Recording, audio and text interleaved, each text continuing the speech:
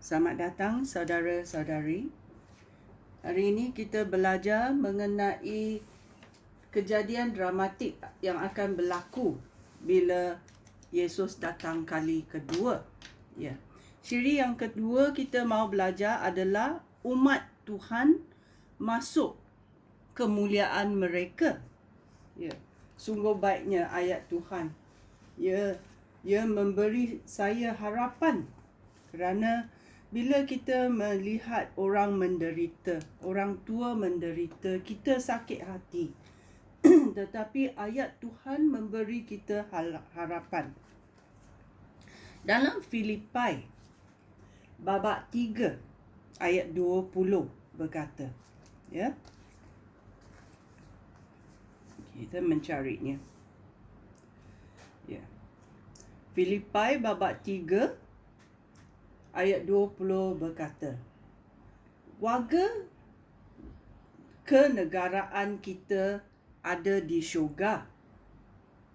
Dengan penuh harapan, kita menanti-nantikan kedatangan penyelamat kita, Tuhan Yesus Kristus dari syurga.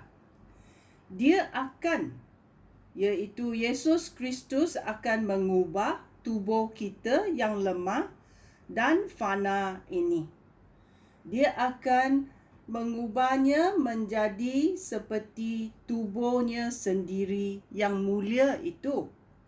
Dia dapat melakukan hal itu kerana Yesus Kristus memiliki kuasa untuk menaklukkan segala sesuatu. Ya, Tuhan Yesus Kristus ada kuasa melakukan. Dia dapat mengubah tubuh kita yang fana ini seperti tubuhnya sendiri. Amen. Ya. Dalam 1 Korintus babak 15. Ya, kita mau memasuki dan mendengarnya. Ayat 35 bermula. Tubuh manusia setelah dihidupkan semula. Ya. Ia mengenai kita yang percaya, ya.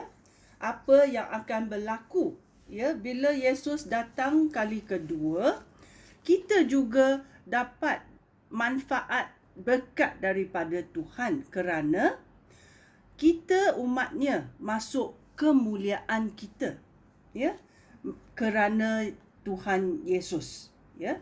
Dan kita mendengar dalam 1 Korintus babak 15, ayat 35 bermula. Mungkin orang bertanya, bagaimanakah orang mati dihidupkan semula? Tubuh apakah yang akan dimiliki mereka? Kamu semua bodoh. Apabila kamu menanam benih di tanah, benih itu tidak akan tumbuh kecuali benih itu mati dahulu. Yang kamu tanam di tanah itu benih semata-mata. Mungkin benih gandum ataupun benih yang lain. Bukan seluruh pokok yang akan tumbuh kelak. Allah memberikan benih itu bentuk seperti yang dikehendakinya sendiri.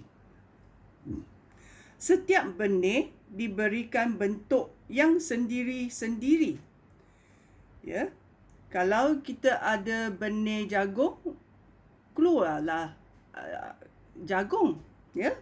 Kita ada benih betik, keluarlah betik. Ya. Allah memberikan benih itu bentuk seperti yang dikehendaki oleh Allah sendiri. Setiap benih diberikan bentuk yang sendiri-sendiri.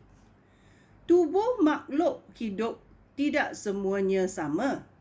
Tubuh manusia, haiwan, burung dan ikan semuanya berbeza, ya. Demikian juga dengan benda-benda yang di langit dan benda-benda yang di bumi.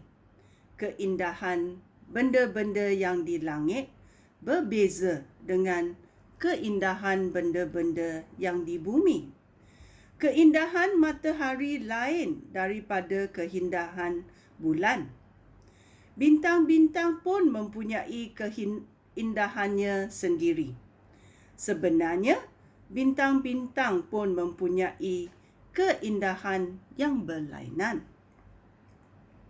Demikianlah hal kelak dengan orang mati yang dihidupkan semula. Pada masa tubuh itu dikuburkan, tubuh itu fana. Pada masa tubuh itu dibangkitkan, tubuh itu hidup selama-lamanya. Pada masa tubuh itu dikuburkan, keadaannya buruk dan lemah. Pada waktu tubuh itu dibangkitkan, tubuh itu cantik dan kuat. Pada masa dikuburkan, tubuh itu tubuh jasmani. Pada masa dibangkitkan, tubuh itu tubuh rohani. Jika ada tubuh jasmani, maka ada tubuh rohani juga. Di dalam Alkitab tertulis, Adam, manusia pertama itu diciptakan sebagai makhluk hidup. Tetapi Adam yang terakhir itu roh yang memberikan hidup. Yang jasmani datang lebih dahulu. Kemudian datangnya yang rohani. Adam yang pertama dijadikan daripada tanah di bumi. Tetapi Adam yang kedua berasal dari syurga. Orang yang tergolong orang dunia adalah seperti Adam yang dijadikan daripada tanah. Tetapi orang yang tergolong orang syurga adalah seperti Yesus Kristus yang datang daripada syurga. Sebagaimana kita sekarang seperti orang yang dijadikan seperti daripada tanah, maka kelak kita akan menjadi seperti Yesus Kristus yang dari syurga, kerana kita percaya kepada penyelamatan Yesus Kristus. Saudara-saudara aku, inilah maksudnya. Tubuh yang dijadikan daripada daging dan darah tidak dapat masuk ke dunia baru Allah. Tubuh yang fana tidak dapat menjadi abadi. Ketahuilah rahsia ini. Tidak semua daripada kita akan mati. Tetapi ketika trompet dibunyikan untuk kali terakhir, dengan tiba-tiba dan dalam sekejap mata, kita semua akan diubah. Hal itu berlaku kerana ketika trompet dibunyikan, orang mati akan dibangkitkan dengan tubuh yang abadi. Dan kita semua akan diubah. Tubuh yang fana harus diganti dengan tubuh yang abadi. Tubuh yang akan mati harus digantikan dengan tubuh yang tidak dapat mati. Apabila tubuh yang fana sudah digantikan dengan tubuh yang abadi, dan tubuh yang akan mati sudah digantikan dengan tubuh yang tidak dapat mati, maka berlakulah apa yang tertulis di dalam Alkitab. Kematian sudah dilenyapkan dan kemenangan sudah tercapai. Amin. Kemenangan sudah tercapai di dalam nama Yesus.